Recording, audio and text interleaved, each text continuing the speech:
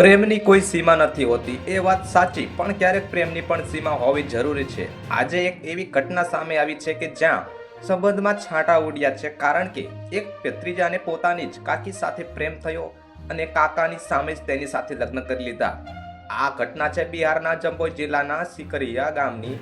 મળતી માહિતી અનુસાર આયુષી કુમારીના લગ્ન 2021માં વિશાલ દુબે જોડે થયા હતા. લગ્નતર સંબંધમાં તેમને પુત્રી પણ છે, જે હાલ 4 વર્ષની છે. જો કે પાડોશમાં રહેતા અને સંબંધમાં ભત્રીજા સાથે આયુષીની આંખ મળી અને બંને વચ્ચે પ્રેમ પાંગર્યો.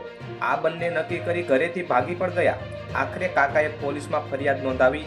સમગ્ર મામલે કાકી અને ભત્રીજો સામેથી જ ગામમાં આવ્યા અને કાકા સામે શિવ મંદિરમાં લગ્ન કરી લીધા.